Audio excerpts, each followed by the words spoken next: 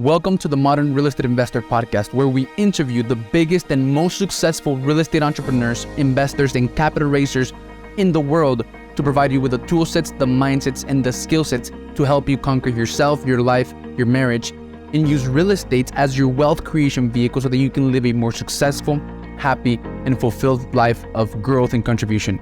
If what you're after is having it all, if what you desire is becoming the best version you can be across all areas, mentally, physically, emotionally, spiritually, sentimentally, and financially, you've come to the right place. We will bring to you the best of the best real estate entrepreneurs who will give you the insights, knowledge, experience, and skills so that you can go out and crush it financially and across all areas of your life. Grab pencil and paper, sit back, enjoy, and you are welcome to the Modern Real Estate Investor Podcast. You also come from an immigrant background of parents who aren't originally from the United States, and you think that that is kind of like your superpower. What do you mean by that, man? Why is it kind of like a superpower? Yeah, so my father came to this country in the 80s from the Middle East. And so, coming to this country, I think as an immigrant, one of the things that I was raised with while I was raised here is with an appreciation for the American system, because I know the environment where he grew up and the things that his, nephews and nieces and my cousins have grown up with and the challenges and obstacles that they face. And I see, the reality that I'm living. And the kind of the contrast of the two worlds gives me a real appreciation for all of the benefits of growing up in America. And I do believe that this is, you could say all you will about, the opportunities for change that we can make in America. And there are definitely some things that need to be changed. But overall, I still think this is the most beautiful country and affords you the most opportunity, of anywhere in the world, in my opinion. So where's the Middle East, man? I'm not sure. Where is that? So he's from Iraq specifically. Okay. He was born and grew up in Iraq. So yeah. So that's where you come from. So he gave you the opportunity to grow up here in the United States, go to school, learn English, and have all of these amazing opportunities. Which, yeah, I agree. So the development that I told you before we got on recording, man, that I'm working on right now, is in Guatemala, right? So I got an opportunity to travel there and live like a year and a little bit more than a year there, and damn, it's hard. Well, yeah, it's hard, man. Like the amount of money that people make over there, right, is like very little. The amount of hours is more. So something very weird that I noticed over there is that the normal working schedule is not from 9 to 5. It's from 7 a.m. to 5, right? So 10 hours. And not only that, like in Guatemala, there's a lot of traffic. So people have to wake up 3 to 4 hours before their actual job so that they can get there on time. And then they have to travel back to home for another like 2 hours. So it's crazy, man. Like just like the conditions, right, of other countries. So yeah, I was able to definitely experience the contrast and be able to feel privileged of having grown up in the United States as well and having all of the amazing opportunities. So man, um, I always start with this. I started a little bit different right now today, but it's okay. The first thing that I do with my guests is I ask them to walk us through the real estate investing journey in 75 seconds or less. Okay, let's do it. All right, you go ahead and start whenever Yeah, you feel like it. yeah, absolutely. So I started off in corporate America. So I don't come from a real estate background. Nobody in my family really invested in real estate. As one of the things that a lot of children of immigrants experience, I was very much pushed towards kind of corporate America, the security, work for a big company, and then retire when you're 60 years old, so on. That was the playbook that I was living by. Then very early in my career, I learned that maybe this isn't the way to build true wealth. Yeah. You don't really have security when you work for a corporation. And so started to look at other avenues to build my wealth and to be able to create that security. And I invested in stocks through my 401k, invested in bonds, all these different securities and products. And then I landed on the little purple Bible, Rich Dad Poor Dad, and it talks about cash flow. And one of the things that's really beautiful about real estate is you can make cash flow in addition to depreciation, in addition to tax benefits. And so started investing in small condos. But And wait, man, let me stop you there, right? On the yeah, condos, you started investing on condos. yeah. Um, how did you realize that the normal path that you were going on, right, the playbook that you were playing by, how did you realize that wasn't going to work for you? Because like a lot of people, they're playing the same playbook. They are doing what they've been told to do for their entire lives, but they never question it, right? And then there's others that question it. They question, this is this what I want, right? And they know the answer is no. They have this nagging pull away from what they're doing, but they just keep on doing because that's what they know and that's what they've known their entire lives. And then there's others that have a little bit more courage, and they ask themselves, is this really what I want? No. Okay, and then they go and do something, right? So there's like three categories: people who never question anything and they just do what they've been told to do their entire lives; people who question it but don't have the courage to like take action and get out of it; and then the third type of people are people who question it and have the courage and get out of it, man. So you were that one, the third one, right? But how did you come across the realization that wasn't that route, that path wasn't what you wanted? Yeah, so looked ahead, the 20, 30 years. I saw the people that had been in similar role as mine and kind of the trajectory there. One of the things in corporate America is it's very linear in terms of you can see the progression. Mm. You work hard at this job, you get that job. You work hard at that job, you get this job. I looked at the people that were, 10, 20, 30 years ahead of me, and I said, I don't want that. I don't want that life. In my case, I was working on Wall Street and still work on Wall Street at this time, but I was coming out of college during a time that was very tumultuous. It was 2011. We were coming out of the financial crisis. And I saw that these people who had been working in the industry for 20, 30 plus years, they had no security. They had no stability. They were worried about keeping their job from one week to another. And I said, when I have a family, I never want to have that risk of one day being laid off and not knowing what to do. And so, for me, it was a matter of looking forward into the future and seeing whether or not, how that was going to play out. And in my case, I saw folks in that respect, and I saw other people who, kind of rejected that choice and decided to go the entrepreneurial route. And I saw that those people had all the things I was looking for. They had the time Mm. freedom, they had the financial freedom, they had the geographic freedom. And so I saw the two paths diverging. Nice, yeah. So, man, the people that listen to this podcast are all real estate investors, right? Some of them are passive, some of them are active, and many of them don't know yet, right? But every single person that listens to this podcast has taken a choice, and that choice is that they're going to use real estate as their wealth creation vehicle. And and I'm telling you this because of some comments, some people that reach out and all of that. So there's a lot of people that have a job and they know they want to use real estate because they're also read reach that, poured that, and all of that. They want to use real estate to create wealth, but they're still battling in their head and like negotiating with themselves whether that might be true or possible for them or not. That's why I wanted to like go a little bit deeper into that decision that you took that changed the entire trajectory of your life. The other thing is I found interesting. You mentioned how you saw your coworkers, right? They didn't have anything that you aspired to have, the security or the money or the freedom or the stability, right? And you thought that you didn't want to not have that by the time you had a family. Did you really think about that? Like, did you thought that far? Like, I don't want like when I have a family, when I have stability and security and all of that. Did you think that far, man? Yeah, I mean, absolutely. I saw that they were just, 20, 30 years ahead of me. And that if I kept making the same decisions, it was almost like, the story about, now I'm going to have a brain dump here.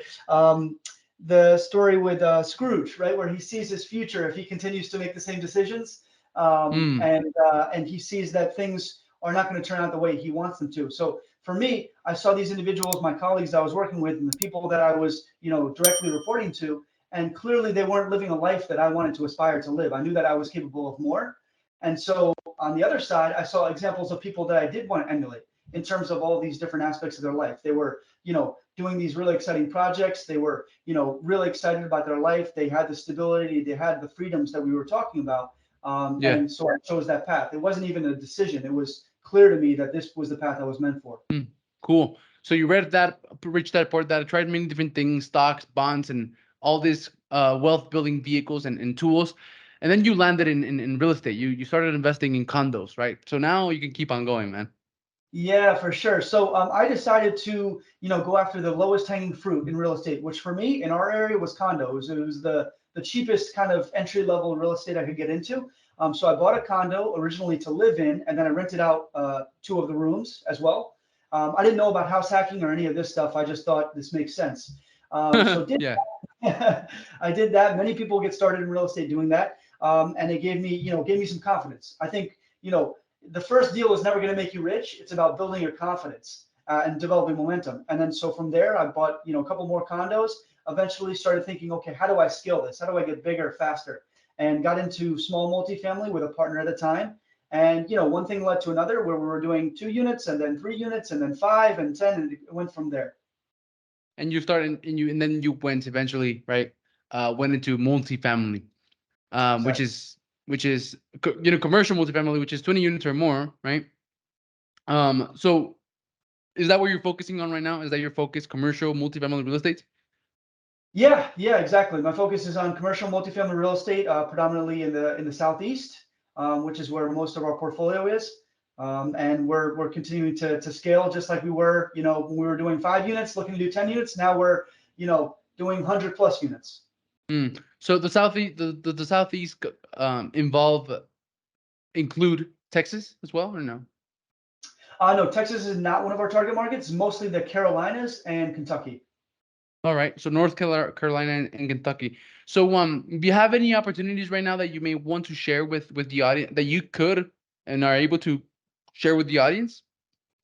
I have nothing that I can generally kind of solicit for. A lot of the deals that we do are 506Bs, so Got it. it's kind of folks that we have relationships with. But if folks want to learn about what we're doing, I'm happy to kind of point them in the direction of my email or website or whatever the case may be. Yeah. So Maple Capital Partner, right? So how long ago did you get started with that, man? Yeah, so 2019 is when the light bulb went off in terms of, multifamily. And this was Mm-hmm. another example of where, my partner and I looked forward kind of into the future. And we said, okay, if we're going to scale, we can't continue to do duplexes and triplexes. There has to be a better way to grow and faster. And so, again, we kind of looked at the folks that were doing what we were doing. And then we looked at other folks who were, much further ahead of us. And we asked, what did they do differently? Much the same way that, when I was in my corporate world and thinking about, okay, how do I create these financial freedoms and all these other freedoms? I had examples that I looked to. And so for those folks, we met some people at that point. We were going to meetups that were doing massive deals. I mean, 100+ units, 200 units at a clip. And for us doing duplexes and triplexes in our deals, we were like, Yeah, wow, that is that's crazy. amazing. Yeah, and we didn't even know it was possible. I didn't at that time. I thought these were big institutions, maybe banks, insurance companies that bought these properties, and then to go meet these people who were just individuals, just like you and me, didn't have anything special that we don't have. Yeah. It really made it real to me that this is possible. It's crazy, right? Like if you are driving down the road, all of those apartment complexes and apartment buildings are literally owned by people like you and me, man. That's crazy, right? Um, I mean, you're probably familiar with Alex Ramosi. He talks about um the the the framework to scale the entrepreneur, right? That's like that's like the main framework because none of the other frameworks, sales or marketing or whatever, will work without that first framework, right? Which is the entrepreneur framework. And he talks about three things that like go in circle, that go again and again and again, which is your skills, right? Your character traits and your mindsets, right? Like your beliefs. And then so having a certain level of skill will take you to a certain point, right? Let's say, I don't know, 10K per month or whatever. It will take you to a certain point, and then you're gonna get stuck and you're not gonna know why. Well, you gotta look at your skills, your character, and your beliefs. And then it might be your character. You might have some character flaw. Maybe you're not disciplined, right? So now you put discipline into the mix, and boom, you get bumped up another level, right? And then you're gonna get stuck again. And then you gotta, take a look in the mirror and see what is the deficiency that you have, and then it might be a belief, right? You don't even know that making 100K per month is possible, right? And then you start surrounding yourself with people who are doing it, and you're like, boom, the belief is broken. And then it wasn't that you didn't have those skills, and it wasn't that you didn't have the character traits. It was just that you didn't even know what you didn't know, right? You didn't even know that that was possible. So once you broke that belief and you started surrounding with people who were doing it, then boom, all of a sudden you're able to do it as well. um it sounds like that was what happened to you. So from there, man, that the belief and the knowledge about multifamily, about 100, 200 unit deals, came into your mind, right? You broke the belief that you couldn't do anything bigger. What happened from there? Yeah, so I appreciate you sharing that. I hadn't heard that from Alex Hormozy, but it makes complete sense. And I just as a, to step back a little bit, I think that this journey, the entrepreneurial journey, whether it's in real estate or anything, it's a spiritual journey first and foremost. It's, Yeah. your business will only grow and succeed to the effect or the extent that you as an individual grow and get better and change your limiting beliefs, like you said. So love that, man. In terms of the next steps for me, it was, I saw the path forward, like you said. I saw the examples of people who had done it. And then it was tooling up. It was getting, once I had the mindset that this is possible, it was getting the skills to back that up. And so I joined a mentorship program with somebody that I really respected at the time and still am friends with to this day. And so my partner and I kind of began the formal education in real estate. And for multifamily, it's really it's not rocket science. If you understand basic math, more or less, you can underwrite a deal. You can understand what is a good deal. And so we were able to pick that up. And then the way that our evolution looked was we started to help others raise capital for their deals to Hmm. understand, okay, this is how you actually, affect a transaction. This is how you actually execute on a bigger deal. And again, that built the confidence to then take the next step, which was start to build our own team and start to go into our market and build relationships with the broker, build relationships with lenders, build relationships with insurance individuals and professionals, and then start to talk about what we're doing and bring in other folks, as passive investors and passive partners with us. So it was a matter of getting the education, building the confidence, and then taking action. Hmm. Yeah, that's interesting. And I want to dive a little bit deeper into that, but I just want to show you this. Look, let me see if it focuses. It's not gonna focus, man. Wait. No, it's not gonna focus. But it's a ladder. It's a ladder, man. So he didn't talk about a circle. He talked about a ladder, right? So on one side of the ladder, you have the character traits, right? And then on the other side of the ladder, you have the beliefs. And then the steps are the skills, right? So you could have all of the skills in the world, but if you are like a person with a shitty attitude, like doors close on you, right? So then you don't have this. So you have a bunch of steps sitting from just one of the legs, and then all of them look like that. So you can't climb it, right? Even though you have all of the skills in the world. That's why there's a lot of smart people who are broke, man, right? Because smart people normally they feel smart, they feel superior to others, and they have this sense of like arrogance, and right, and nobody likes that, right? Arrogance literally is like the opposite of humility, and having arrogance closes doors on you, right? On the other side, right, you have beliefs. So you could be a disciplined person, respectful, humble, intelligent, and then have the skills, but for some reason, your beliefs, what you think that you deserve, let's say, is really low, and you don't even let yourself go for opportunities, right? Or you could have really strong traits and really strong beliefs, but lack the skills, right? So yeah, man, it's a ladder, and it's really cool. It's like a really cool visual. Um, Okay. so now it may be familiar to you because it wasn't a circle, it was a ladder. So that's awesome, man. Your journey is great. I wanted to make sure to not jump over that. So you started racing. You started helping others raising capital, and that's a very usual way. And then for anyone out there who is looking to jumping into active investing, one of the easiest ways to become a GP on a deal, a general partner on a deal, is by helping them raise capital, right? And contributing that way. So so you started like that, right? You saw the opportunity of multifamily, and you saw raising capital for other people's deals as an opportunity to enter as GP and learn, as to how things are done. So can you go a little bit deeper into that journey, man? I think it's important, for the audience listening, and then I'm interested in it. So could you go a little bit deeper into how your journey helping others raise capital and how that impacted you and how it benefited you?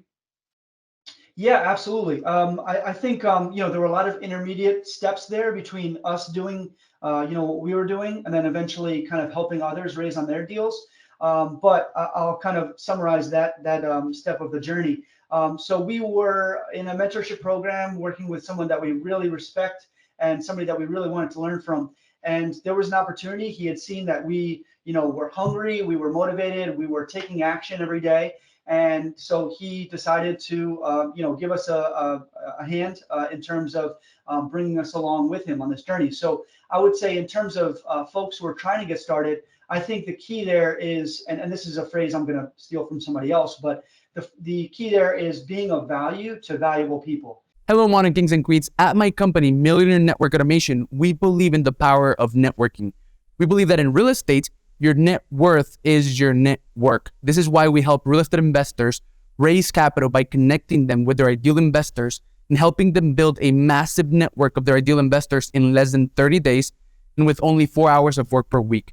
If you're interested in this, click the link below in the description of this podcast to learn how you can propel your growth with a reliable system that will consistently help you connect with your ideal investors, build trust, add value, get your investors to promote you and put you in front of more of their investor friends, and raise more capital faster and in a much more effortless way so that you can achieve your financial freedom and still have the time and the energy to pour into every single other area of your life.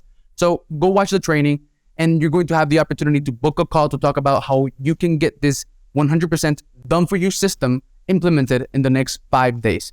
So thank you for watching, and I'll see you later, and enjoy the rest of this episode. Bye-bye. If there are folks that are 1, 2, 3, 4 steps ahead of you, doing the same thing that you want to do, I would figure out a way that you can be of service or be of value to them, plug a hole in their business. It doesn't have to be capital raising, but that's a common one.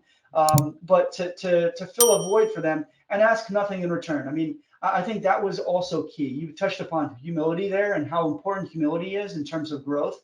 One of the things that we offered before there was any intention of partnering was we said to him, hey, how can we serve you in your business? How can we help you, whether it's marketing or investor relations or underwriting? And so because of that willingness to kind of, do whatever we could to help this individual with asking nothing in return, we were offered this opportunity. And I think that's really key because again, like the relationships that we have in this business are more valuable than any singular deal that we do. So if you can form those relationships on the basis of being someone that's going to offer value to someone else, that's a really good way to form those long-term relationships. So we were able to get in with them, I think we helped out raise on 2 different deals. That gave us a ton of experience in terms of, what does the legal work look like preparing for a deal? What does the capital raising process look like? What does the closing process look like on a 100-unit deal versus a duplex or triplex like we were used to? And so all of this stuff, again, just really built that confidence that, okay, we've been through the ropes, we can do this now. So now with that confidence and that belief, right? You had the skill. You were doing it just at a smaller scale. You had the character traits, right? Sounds like you worked hard. You were willing. And now with that new belief, with that new confidence of having experienced all of the things that need to be done, and that new competence, then you decided to start building your own team, right? Your own relationships, your own brokers, your own all of that. So from there, man, what happened after there? After you decided to, you know what, I can do it, we can do it. Now we can do our own thing. How did you jump into it? And then what has been the result of that decision? Yeah, so the first thing was we picked a market. You've got to pick a market because in this business, specificity and not being a generalist, that gets rewarded. If you're saying that you're going to invest all across the US, you're never going to get any traction because you're not going to know enough about a market to have the confidence to make an offer. And so we picked a market. We got very, very educated on that market. We flew there multiple times, both to understand the market, but also to touch base with the local brokers there to show them that we were, real. While we were out of state, we were, just a short flight away. And so we built up those relationships, and then we started, analyzing deals. So, a popular thing that gets said in this industry is you have to look at 100 deals to make maybe 10 offers, to get maybe 3 accepted, to maybe close 1 deal. And that was definitely the case in our case. We started underwriting very early on. And early on, you're not underwriting the best deals, right? Brokers are not going to go out of their way to work with somebody that's relatively new. They're going to throw you the stuff that other people have passed on. And so you're underwriting a lot of deals that don't, make sense, that don't pencil, but you're making offers still. And as you build up that kind of rhythm, and as brokers see that, okay, these are individuals that actually take action, whether it's going on property tours, or returning brokers, phone calls, or giving them feedback on deals. As you continue to kind of take action, they'll see that, okay, this is an individual that clearly is professional, approaches things in a professional way. And so we started making offers, and actually our first deal wasn't even through a broker. It was actually through a connection that we had with another investor. So we were able to take down a deal off market that they were selling because we had a relationship with them. And again, we had demonstrated that we were real, that we were actual buyers, that we could close. And from there, it was, we closed the first deal. And, one other thing you'll hear a lot in this industry is the law of the first deal is once you get the first deal, the second one is easier. The third one gets easier, and you kind of build up this a little bit of momentum. And so we definitely found that to be the case. And so since then, we've done 2 syndications on our own and a couple of JVs in that same market. And so now we've got a little bit of more credibility with the brokers. Now, when they call us, it's not, this is an individual that we don't know out of state. It's, Mark and Gonzalo and Maple Capital Partners that have closed deals in the past. Nice, man. That's awesome. So how does your day-to-day look like right now? Today, right now. Yeah, right now. Yeah, my day's a little bit hectic. I'm sure any entrepreneur can kind of sympathize with that. I still actually work my W-2 job. So a lot of folks are full time and do 2 deals, 3 deals, and then they get out of their their W-2. For me, that hasn't been my journey. I still work my W-2 in finance. And by my early mornings, my nights, my weekends are mostly devoted to this business. And so for me, it's kind of a balancing act between my work and then my responsibilities with our business and moving things forward there. So and you have no kids, no wife, right? Just focus on your career right now. Correct. That's cool, man. That's such a blessing. I mean, having a family and a kid. I'm married. Actually, I went to the beach this past weekend, and I put my ring on some shorts. I had like 5 pair of shorts, so I don't know which ones, and I haven't been able to find them, man. So I still haven't told my wife, but I'm married, man. Good luck with that. I have a daughter, and as much as it's a blessing to be married and be stable and have a daughter and everything and a family, I can't just like not think about how what a blessing it is to also not have all of that, right? So and the reason that I can sympathize, that's a nice word that you used, sympathize with that, is because my brother doesn't have that. We're like the same age, and he doesn't have that. And the amount of freedom and the amount of things that he can and he's also successful financially, right? He has like a successful business and all of that. But the amount of things that he can do that I probably couldn't are like crazy, right? Same age and everything. So he travels, he's like here and he's there, and and it's pretty cool, right? And then another really cool thing is that you could work as much as you want, and like there's nobody there to tell you anything, or there's no reason for you to feel guilty about it, right? Because it's not that big of a problem for my wife to tell me don't work so much, right? The biggest problem is in my head, right? Like that I know that I should spend some time with my family, right? But you don't have that, man, and that's cool, and that's awesome. I think that's a huge privilege, honestly, and a huge blessing as well.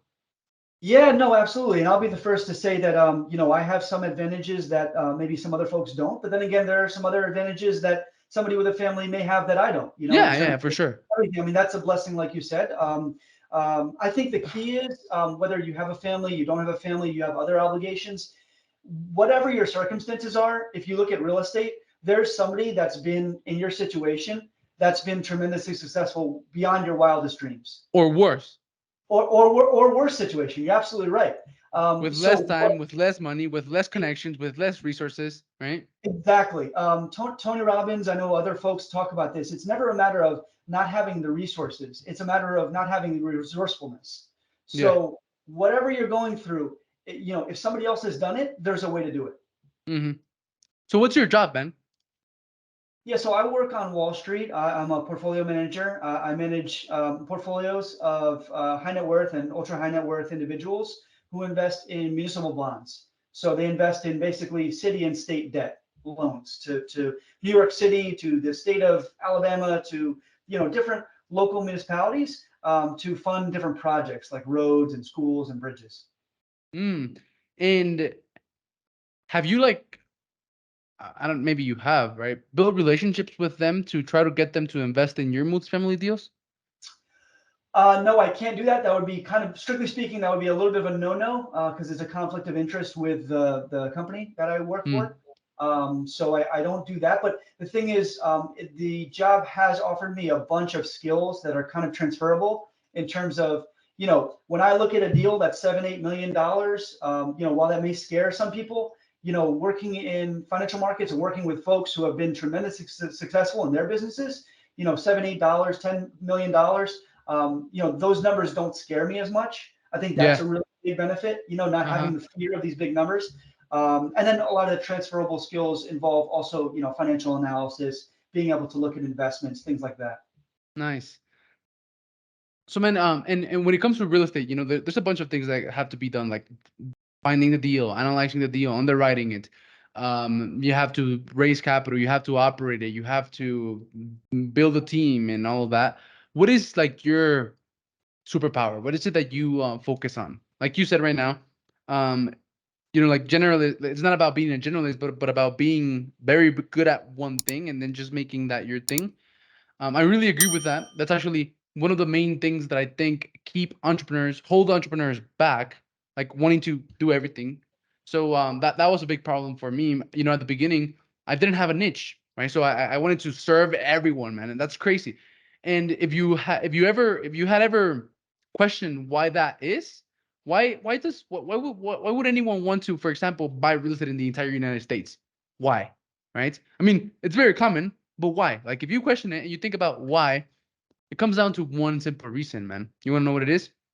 Absolutely. Scarcity. It's scarcity, right? So, for example, why would you target the entire United States? Isn't it? Is it like your hometown is big enough? You Yeah. see what I'm saying? And Yeah. then like a niche, for example, like a digital marketing agency that works for chiropractors and dentists and this one and that one and the other one. Why would they do that? Well, because they think that there's not enough, right? And that they're going to be missing out on opportunities when there's a lot of opportunities everywhere. So it's scarcity and fear of not being good enough, man. Those are the two things of why that happens. So I wanted to touch on that really quick to now go back to the question. What is your main thing, man? Yeah, so I think my superpower, my zone of genius, I think is my ability to analyze deals. So I think my background has always been kind of financial modeling and dealing with numbers. Particularly large numbers where you have to.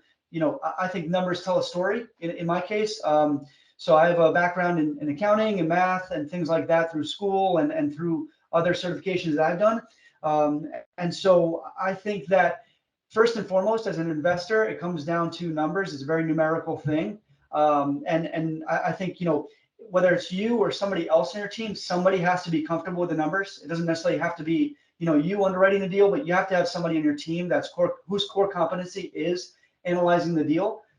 Because I know a lot of folks, particularly now in the last, 12 months, where they underwrote certain assumptions into their deals and those aren't materializing, Yeah. and that's a real problem. So I think the best form of risk mitigation in real estate is being really comfortable with your numbers and sort of stress testing deals. And that's kind of where, the role that I've played on our business. I build a lot of the models, I analyze the deals. And then on the other side, when you have a really lot of confidence in your underwriting, you can then, a lot more confidently pitch your deal to other partners of yours, whether it's passive investors or co-sponsors on your deal. So having the numbers, having a good feel for the numbers, and understanding the deal at a very base, level allows you to better be able to raise capital. Man, so what is the market that you focus on? So we're focused on B and C class multifamily, 50 to 100 units in Louisville, Kentucky, as well as the Carolinas, where my partner is based. Kentucky, okay, and North Carolina, right? Yeah, North and South Carolina. North and South. Yeah, if you were to draw a kind of an hour and a half radius around Charlotte, that would be our market. All right, awesome.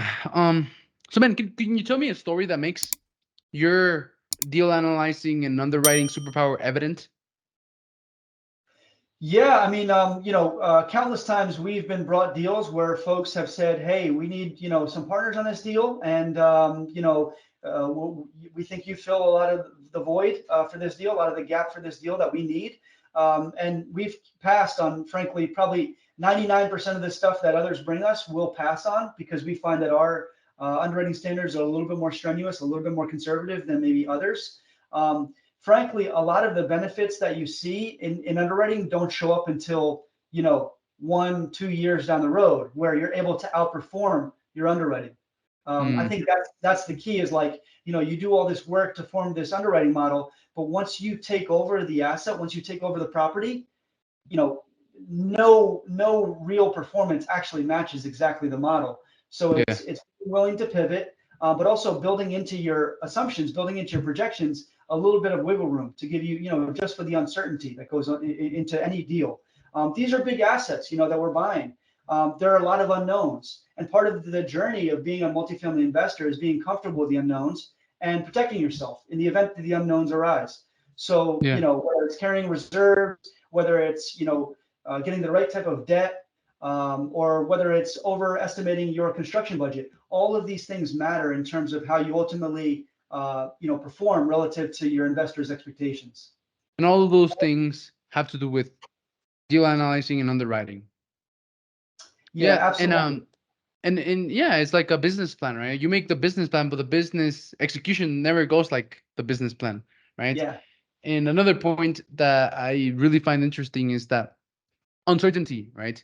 That's what life is about. Life is about uncertainty and not knowing what's going to be next. And business is about uncertainty. And as an entrepreneur and a human being, you got to be able to know how to pivot, right? And how to adapt and how to be a problem solver and a resourceful person. So, man, I have to finish off, I have a couple of questions that I want to ask. The first one is, what limiting belief do you, maybe you had it, I don't know, but what limiting belief do you see other multifamily real estate investors have that may hold them back from achieving their potential in investing? Yeah, so this limiting belief was one that I struggled with, and still struggle with to this day, and constantly have to check myself on. It's the idea that, others who have achieved success have something I don't. I call it kind of the why not Mark belief. So the reason why I call it that is because, for everybody out there, we all have our own stories. We all have our own superpowers and our own blind spots. And so I think it's really easy for somebody to look at my story or look at somebody who's been much more successful than me and say, oh, well, they had it easy because X, Y, Z, or, oh, I couldn't do this because, whatever reason it is. And I think a much more powerful thing, because when you say no to something, it shuts down your brain, it shuts down your creative potential. As opposed to, instead of saying no, why don't you say, how did they do this? Or why couldn't I do this? If you ask those questions, they're much more powerful, in the sense that, asking those questions starts the gears turning in your brain about, okay, what can I do just the same way that they did? What can I learn from their story that I can then take to accomplish the same things? So I think, selling yourself short, and we all have this talk track. We all have this negative feedback loop in our head that we're telling ourselves, you're not good enough. You can't do this. You don't have the skills to do that. You weren't destined for that. And just being aware that these thoughts that cross our mind are not actually our beliefs, they're just random thoughts. Taking a step back from them, I think, is really important. Yeah, that's huge, man. they're random thoughts. Every single thought and every single feeling, they're like literally just random, right? It's they're just playing. They're just playing. It's like programmed that it's not you, but if you don't realize that it's not you, you react to it, right? You react to it, so you live by it instead of just being like, oh, I'm feeling this and I'm thinking this, but it's not true, right? Right. Um, so one thing that helps with that, man, is yoga. Okay, just for your information and for obviously, I mean, anyone who's listening, I've started to use yoga, and the thoughts and the feelings that are not me, have started to become very, very evident, man. Even more evident than before, because I've always known that, that this journey, like that we're in a spiritual journey, not the other way around, right? Not in like a physical journey as, yeah, whatever. But I've always known this, and I've always like meditated and journaled and all that, and that helped. But I started doing yoga, man, and my awareness just increased a lot.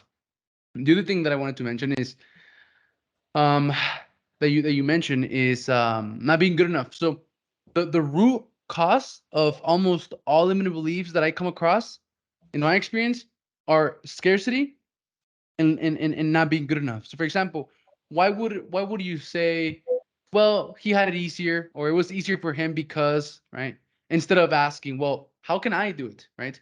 Well, because the how can I do it faces you to the facts, to the reality that you may not be good enough. And people are not comfortable with that truth, man. Right. And so instead, you just say, oh, he had it easier than me because of this. And then that's it. You just shut it down. So, so yeah, great point. Um, on the other side, man, what is an empowering belief that maybe you've had to adopt, or that you see other winners have, that can really propel you in your multifamily real estate investing career? Yeah, so I think it's if I were to summarize it, it's the power of the team, who not how. The idea that you need to know everything before you move forward. I think that's a real limiting belief for a lot of folks getting started, especially folks who, like me, come from the residential real estate world, where You did oftentimes everything. you're doing everything, right? You're wearing all these different hats. You're landlord, you're the bookkeeper, you're the, you name it, general contractor, all this stuff. But as you want to scale and as you want to grow, just like any business, you have to feel comfortable enough to entrust other folks on your team with some of those responsibilities. And so if you're able to approach things in terms of not, what do I need to do, but like, how can I either outsource this or automate this or find the right who for that particular task, I think you'll grow a lot faster. And that was something that it took me a number of years to really understand. I thought that I had to master everything, marketing and sales and all this stuff. And then, I saw other folks that, no, they just stayed in their lane. They figured out whatever their creative, zone of genius was, whatever their superpower was. And then everything else that was on their peripheral, they found a partner that could fill that void, whether that's somebody that works for you or a VA or a true partner. Yeah. That book, man, Who Not How, is great. Have you read the other one, Rocket Fuel? I think it's by the same Yeah, author. I haven't read it yet, but it's on my Amazon list. Well, don't read it, man. I mean, don't listen to it. Read it, all right? Because it has Okay. like a lot of visuals and all of that, and it's really going to help you understand. Um, the other book that's, I think, by the same, I don't remember what the other book is, but there's a couple of books that are really good, man. Um, so the last question, man, is actually the second to last question is, networking, is key to, to success, finding success in real estate, finding deals, raising capital, partners, and all of that. So what is a successful networking strategy that maybe you've implemented or come across? Yeah, man. I think first and foremost, like word networking makes me feel a little bit uncomfortable. I'm kind of what do they call it? Like an ambivert, where I can be an introvert, and probably my natural tendency is to be an introvert.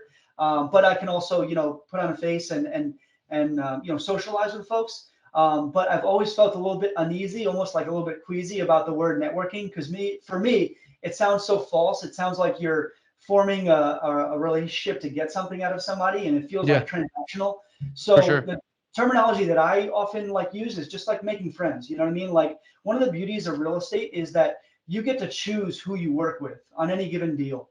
And that's such a beautiful thing, such a powerful thing, to be able to spend, time with the people that you want to surround yourself with. So one of the things that I try to do is, I go to conferences, I go to meetups in person in my area, I join webinars, and I'm always looking for individuals that, I can kind of resonate with, who share the same values as me, who maybe have complementary skill sets to me. And, I never try to force, something. If I'm just meeting someone, I would never try to say, hey, do you want to do a deal together? I think, real long-standing relationships and really, powerful and empowering relationships take time to build. Just like, if you're going to find a wife or a girlfriend, it takes time to court that individual and get to know them and how they, look at the world. I think the same thing goes of partners. And so I really take my time with relationships. I really try to pour into those relationships. I have a quarterly practice where I look at all the folks that, I really value and want to grow with, whether that's doing deals together or learning from. And I try to reach out to them, on a quarterly basis to see how they're doing and, if I can offer any value whatsoever. So that's been something that I've adopted. I think others can probably, incorporate in their own life. Do you also cut crabs? Do I also what? Cut crabs? Cut craps? No, okay, no, never mind. So you're not familiar with it, but No. there's this like course or program that I went through that teaches that, right? To get really clear about the valuable relationships that you have and that you could have, and to reach out to them on a quarterly basis and all of that. And the other part of is to cut crabs, right? So there's this analogy that crabs, if you put them in a bucket, in a big bucket, and then like if one starts to like try to how do you call that, to like Pull you down? yeah, to like go up, right, to be free, the other Yeah. ones pull them down and like beat Right. him, right? Right. So they're literally just pulling each other down. So those are crafts, right? And they use that analogy to refer to people who pull you down. So do you also cut crafts, or right? So 'cause, like the exercise is like getting clear on who are the people that don't have what I want to, who have what I don't want to have, who are the type of people that I don't want to be, and who may pull me down. And the idea is to get rid of them, right? you know. So Yeah.